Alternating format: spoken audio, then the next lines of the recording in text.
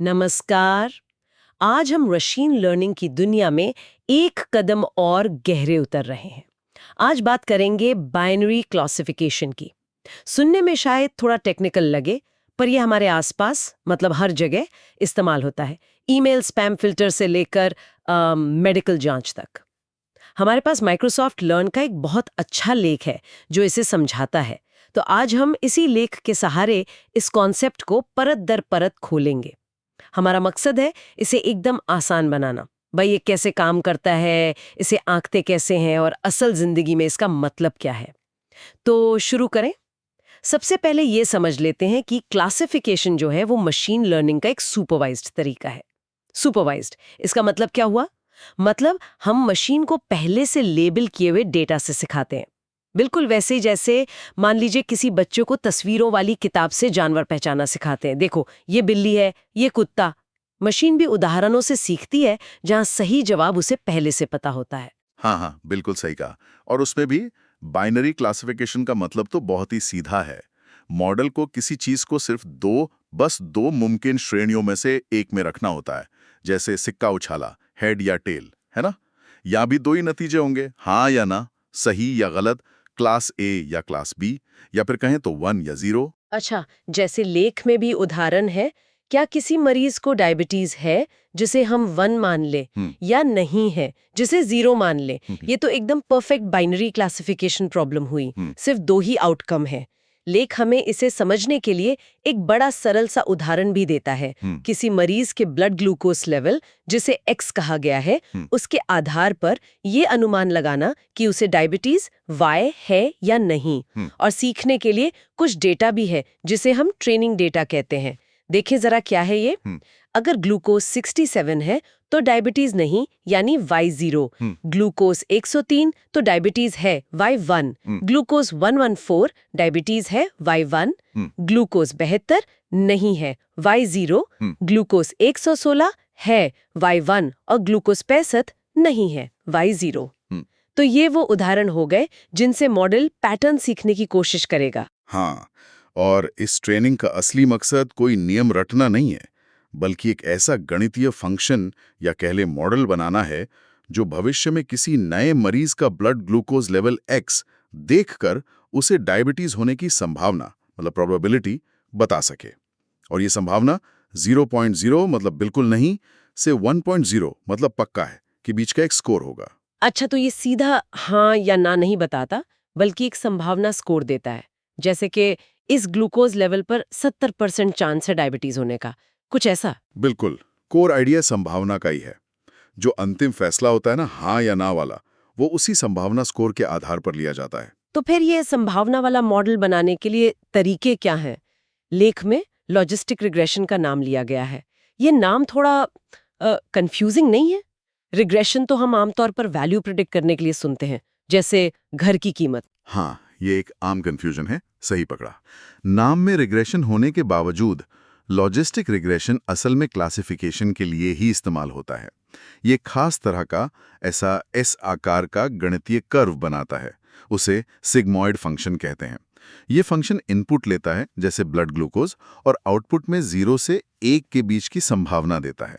यानी Y1 diabetes होना की संभावना क्या है, जिसे py = 1x लिखते हैं। एस शेप, अच्छा। यानी कम ग्लूकोज लेवल पर संभावना कम रहती होगी, फिर एक रेंज में तेजी से बढ़ती होगी, और फिर ज्यादा ग्लूकोज लेवल पर 1 के करीब पहुंच जाती होगी। ये तो सुनने में काफी लॉजिकल लग रहा है। हाँ, ये पैटर्न डेटा में अक्सर हमें दिखता भी है। अब देखिए, हमारे पास संभावना तो आ गई, पर हमें जवाब चाहिए हाँ या ना में। इसके लिए हम एक थ्रेशहोल्ड, एक कट ऑफ पॉइंट तय करते हैं। आमतौर पर ये 0.5 होता है।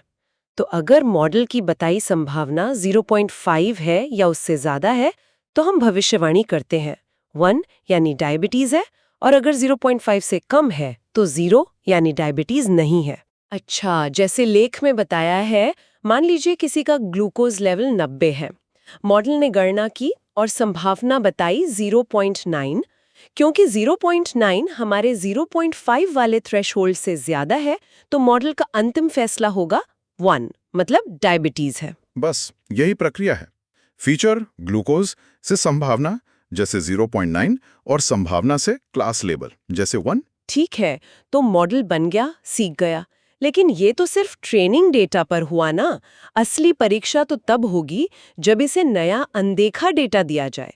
हमें कैसे पता चलेगा कि ये असल में कितना भरोसेमंद है?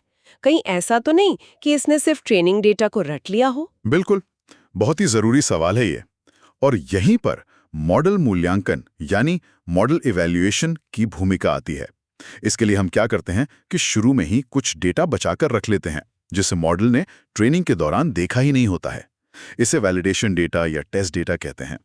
इस पर मॉडल का प्रदर्शन ही उसकी असली काबिलियत दिखाता है। और लेख में हमारे डायबिटीज मॉडल के लिए वैलिडेशन डेटा पर नतीजे भी दिए हुए हैं। देखते हैं मॉडल ने क्या भविष्यवाणी की, जिसे Y या Y हैट कहते हैं, और असलियत Y क्या थी। केस 1, ग्लूकोज 66, असलियत Y = 0, नहीं। भविष्यवाणी Y = 0, नहीं, ये तो सही है। केस 2, ग्लूकोज 107, असलियत Y = 1, हाँ। भविष्यवाणी Y = 1, हाँ, ये भी सही। केस 3, ग्लूकोज 112, असलियत Y = 1, हाँ। भविष्यवाणी Y = 1, हाँ, सही। केस 4, ग्लूकोज 71, असलियत Y = 0, नहीं। भविष्यवाणी Y = 0, नहीं, ये भी सही। केस 5, ग्लूकोज 87, असलियत Y = 1, हाँ, लेकिन भविष्यवाणी Y = 0, नहीं। अरे, ये गलत हो गया। केस 6, ग्लूकोज 89, असलियत Y = 1, हाँ। भविष्यवाणी Y = 1, हाँ, ये सही है। तो इन 6 नए मामलों में से मॉडल ने 5 बार सही बताया और 1 बार गलत। वो जो केस 5 वाली गलती है ना, ग्लूकोज 87 वाली, जहां मरीज को डायबिटीज थी पर मॉडल ने कहा नहीं, इसे तकनीकी भाषा में फॉल्स नेगेटिव FN कहते हैं। मतलब असलियत पॉजिटिव थी पर भविष्यवाणी नेगेटिव हो गई। और यहीं से हमें जरूरत महसूस होती है कि सिर्फ कितने सही हुए से आगे बढ़कर देखें। अच्छा, तो सिर्फ ये गिन लेना कि भाई 6 में से 5 सही हैं, ये काफी नहीं है।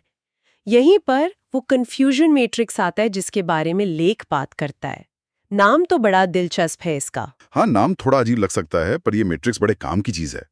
ये असल में मॉडल के कंफ्यूजन को ही दिखाता है कि वो कहाँ सही था और कहाँ कंफ्यूज हो गया। ये एक सिंपल 2x2 टेबल होता है।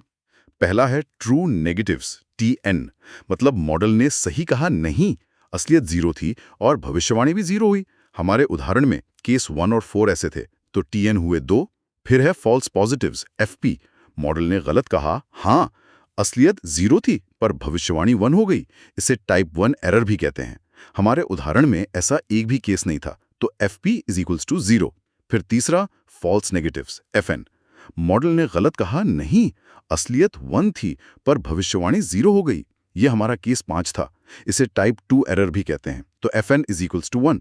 और चौथा ट्रू पॉजिटिव्स TP, मॉडल ने सही कहा हाँ, असलियत 1 थी और भविष्यवाणी भी 1 हुई। हमारे उदाहरण में केस 2, 3 और 6 ऐसे थे, तो TP = 3। ओके, समझ गई। तो मैट्रिक्स बन गया TN = 2, FP = 0, FN = 1 और TP = 3। ये एक तरह से मॉडल के प्रदर्शन का स्नैपशॉट हो गया। अब इस मैट्रिक्स से क्या मिलता है? मतलब इन नंबरों का क्या करें? बिल्कुल, इस मैट्रिक्स की संख्याओं से हम कई महत्वपूर्ण मैट्रिक्स निकाल सकते हैं। ये मैट्रिक्स मॉडल की परफॉर्मेंस को अलग-अलग नजरिए से आंकते हैं। सबसे आम वाला तो शायद एक्यूरेसी ही है ना? मतलब कुल मिला के कितने सही हुए। हाँ, एक्यूरेसी सबसे सीधा साधा मैट्रिक है। इसका फॉर्मूला है TN + TP को भाग दें कुल मामलों से। हमारे केस में ये हुआ 2 + 3, 2 + 0 + 1 + 3, यानी 5, 6। ये करीब 83% हुआ। 83% एक्यूरेसी सुनने में तो ये काफी अच्छा स्कोर लगता है। तो क्या हम यहीं रुक सकते हैं? काम हो गया? देखिए, 83% बुरा नहीं है, पर एक्यूरेसी अकेले बहुत भ्रामक हो सकती है, धोखा दे सकती है। खासकर तब जब एक क्लास दूसरी से बहुत ज्यादा या कम हो, जिसे इम्बैलेंस्ड डेटा कहते हैं। सोचिए, अगर कोई दुर्लभ बीमारी है जो सिर्फ 1% आबादी को होती है। एक मॉडल जो हमेशा कहता है बीमारी नहीं है, वो 99% एक्यूरेट होगा, पर क्या वो किसी काम का है? बिल्कुल नहीं। वो तो किसी भी बीमार को पकड़ ही नहीं पाएगा। अरे हाँ, ये तो गड़बड़ है। मतलब सिर्फ एक्यूरेसी देखकर हम धोखा खा सकते हैं। तो फिर और क्या देखना चाहिए? लेख में रिकॉल का जिक्र है। ये क्या चीज़ है? रिकॉल, जिसे सेंसिटिविटी या ट्रू पॉजिटिव रेट भी कहते हैं, बहुत महत्वपूर्ण है। खासकर ऐसी स्थितियों में जहां किसी पॉजिटिव केस को मिस करना खतरनाक हो सकता है, जैसे बीमारी का पता लगाना। इसका फॉर्मूला है TP प्लस FN। ये बताता है कि असल में जितने पॉजिटिव केस थे, हमारे उदाहरण में जिन 3+1=4 लोगों को डायबिटीज थी, उनमें से कितनों को मॉडल सही पहचान पाया। हमारे उदाहरण में TP 3 और FN 1 है, तो रिकॉल हुआ 3 + 1 = 3 4। ये तो 0.75 या 75% हुआ। इसका मतलब हमारा मॉडल 75% डायबिटिक मरीजों को तो पकड़ पाया, लेकिन 25% को, मतलब वो जो एक FN केस था, उसे मिस कर गया। बिल्कुल। अब सोचिए अगर ये कैंसर डिटेक्शन मॉडल होता तो 25% मरीजों को मिस करना, ये तो बहुत गंभीर बात हो जाती। इसीलिए सिर्फ एक्यूरेसी काफी नहीं है। समझ गए। रिकॉल ये देखता है कि असली पॉजिटिव्स में से कितने पकड़े गए। अब अगला मीट्रिक है प्रिसिजन। ये रिकॉल से कैसे अलग है? प्रिसीजन का फोकस अलग है। इसका फॉर्मूला है TP प्लस FP। ये देखता है कि जिन मामलों को मॉडल ने पॉजिटिव कहा, यानी भविष्यवाणी की कि डायबिटीज है, उनमें से असल में कितने सही पॉजिटिव थे। मतलब जब मॉडल ने हाँ कहा तो वो कितनी बार सही था। हमारे उदाहरण में TP 3 और FP 0 है, तो प्रिसिजन हुई 3 + 0 = 3। 3 ये तो 1.0 हो गया, 100%। वाह! हाँ, इस खास उदाहरण में 100% है। इसका मतलब युवा कि जब भी हमारे मॉडल ने कहा डायबिटीज है, वो बात 100% सही थी। कोई झूठा अलार्म फॉल्स पॉजिटिव नहीं बजा। तो हमारा मॉडल बहुत प्रिसाइज है जब वो हाँ कहता है, पर सारे हाँ वालों को ढूंढने में थोड़ा, कह सकते हैं, केयरलेस है, क्योंकि रिकॉल कम है। क्या ऐसा अक्सर होता है कि एक को सुधारें तो दूसरा बिगड़ जाए? इन दोनों में कोई कनेक्शन है? अक्सर ऐसा ही होता है। प्रिसीजन और रिकॉल के बीच एक ट्रेड ऑफ होता है, एक संतुलन बनाना पड़ता है। मान लीजिए आप स्पैम फिल्टर बना रहे हैं। अगर आप उसे बहुत सख्त बना दें ताकि कोई ज़रूरी ईमेल स्पैम में ना जाए, यानी हाई प्रिसीजन, तो हो सकता है कुछ असली स्पैम भी इनबॉक्स में आ जाए, यानी लो रिकॉल। और अगर आप उसे बहुत ढीला कर दें ताकि सारा स्पैम पकड़ा जाए, हाई रिकॉल, तो हो सकता है कुछ ज़रूरी ईमेल भी स्पैम में चले जाएं, लो प्रिसीजन। आपको बीच का रास्ता निकालना पड़ता है। ये संतुलन वाली बात तो बहुत अहम है। तो क्या कोई ऐसा मीट्रिक भी है जो प्रिसिजन और रिकॉल दोनों को मिला के देखें, एक सिंगल नंबर दे? हाँ, उसके लिए F1 स्कोर इस्तेमाल होता है। ये प्रिसीजन और रिकॉल का हार्मोनिक मीन है। ये उन दोनों का एक संतुलित औसत देता है। फॉर्मूला है 2 precision recall, precision plus recall. हमारे केस में ये 2 1.0 0.75, 1.0 प्लस 0.75 हुआ, जो बनता है 1.5 1.75, यानी करीब 0.86। ये उन स्थितियों में काफी उपयोगी है जहां प्रिसीजन और रिकॉल दोनों ही बराबर महत्वपूर्ण हो। बाप रे, accuracy, recall, precision, F1 score, matrix की तो पूरी फौज है। क्या मॉडल को परखने का कोई और, मतलब विजुअल तरीका भी है? लेख में ROC कर्व की बात की गई है, ये क्या होता है? हाँ, ROC कर्व यानी रिसीवर ऑपरेटिंग कैरेक्टरिस्टिक कर्व एक बहुत ही पावरफुल विजुअल टूल है। ये दिखाता है कि अगर हम अलग-अलग थ्रेशोल्ड इस्तेमाल करें, सिर्फ 0.5 नहीं, तो मॉडल के ट्रू पॉजिटिव रेट TPR और फॉल्स पॉजिटिव रेट FPR के बीच क्या रिश्ता रहता है। TPR तो हमने देखा, वो रिकॉल ही है। ये FPR क्या है? False positive rate. False positive rate का फॉर्मूला है FP प्लस TN। ये बताता है कि असल में जितने नेगेटिव केस थे, जिन्हें डायबिटीज नहीं थी, उनमें से कितनों को मॉडल ने गलती से पॉजिटिव बता दिया। हमारे 0.5 थ्रेशोल्ड वाले उदाहरण में FPR था 0 + 2 यानी 0। अच्छा, तो ROC कर्व इन दोनों रेट्स को, TPR और FPR को, अलग-अलग थ्रेशोल्ड पर प्लॉट करता है। जैसे 0.1, 0.2, 0.9 के लिए। ये ग्राफ दिखता कैसा है? हाँ, ये एक ग्राफ होता है जिसमें एक्स एक्सिस पर FPR 0 से 1 होता है और वाई एक्सिस पर TPR 0 से 1 होता है। एक अच्छा मॉडल वो है जो कम FPR पर ज्यादा TPR दे, मतलब उसका कर्व ग्राफ के ऊपर बाएं कोने की तरफ भागेगा। एक बेकार मॉडल जो सिर्फ तुक्का मार रहा है, उसका कर्व लगभग एक सीधी तिरछी रेखा जैसा होगा जो 0 से 0 और 1 तक जाती है। और इस कर्व के नीचे का जो पूरा एरिया होता है उसे कहते हैं area under the curve, AUC। AUC score 0.5 जो कि बेकार मॉडल का स्कोर है, से 1.0 जो परफेक्ट मॉडल का स्कोर है, के बीच होता है। ये एक सिंगल नंबर है जो बताता है कि मॉडल औसतन कितना अच्छा है सभी संभावित थ्रेशोल्ड पर। हमारे उदाहरण के लिए लेख में AUC 0.875 बताया गया है। 0.875 ये 0.5 से तो काफी बेहतर है और 1.0 के भी नजदीक जा रहा है। तो AUC भी एक तरह से मॉडल की ओवरऑल काबिलियत का अच्छा इंडिकेटर हुआ। बिल्कुल। और क्योंकि ये थ्रेशोल्ड पर निर्भर नहीं करता, इसलिए अलग-अलग मॉडल्स की तुलना करने के लिए अक्सर इसका इस्तेमाल होता है। बहुत बढ़िया। तो आज हमने बाइनरी क्लासिफिकेशन की काफी गहराई से पड़ताल की। हमने समझा कि ये सुपरवाइज्ड लर्निंग का एक तरीका है जो चीजों को दो ग्रुप में बांटता है, हाँ या ना, 0 या 1। डायबिटीज वाले उदाहरण से देखा कि लॉजिस्टिक रिग्रेशन जैसे एल्गोरिदम कैसे काम करते हैं, संभावना स्कोर निकालते हैं और फिर थ्रेशहोल्ड का इस्तेमाल करके अंतिम फैसला होता है। और शायद सबसे ज़रूरी बात ये सीखी कि मॉडल कितना कारगर है ये जानने के लिए सिर्फ एक्यूरेसी मतलब वो अकेली काफ़ी नहीं है। हमें कन्फ्यूजन मैट्रिक्स को समझना होगा और प्रिसिजन, रिकॉल, F1 स्कोर और ROCAUC जैसे मैट्रिक्स का इस्तेमाल करना होगा ताकि हमें पूरी और सच्ची तस्वीर मिल सके। आखिर में एक सोचने वाली बात छोड़ जाते हैं। हमने प्रिसिजन और रिकॉल के बीच ट्रेड ऑफ की बात की थी, है ना? असल दुनिया में किस पर ज़्यादा जोर देना ये इस बात पर निर्भर करता है कि गलती का नतीजा क्या होगा। अगर आप एयरपोर्ट पर संदिग्ध सामान पहचानने का मॉडल बना रहे हैं तो आप शायद रिकॉल को ज़्यादा महत्व देंगे, मतलब कोई खतरनाक चीज़ छूट ना जाए, भले ही कुछ झूठे अलार्म बजें, यानी लो प्रिसिजन। लेकिन अगर आप YouTube पर वीडियो रिकमेंड कर रहे हैं तो आप शायद प्रिसिजन को ज़्यादा महत्व देंगे, मतलब गलत रिकमेंडेशन से यूज़र नाराज ना हो, भले ही कुछ अच्छी वीडियो उसे न दिखें, यानी लो रिकॉल। मतलब कॉन्टेक्स्ट ही सब कुछ है।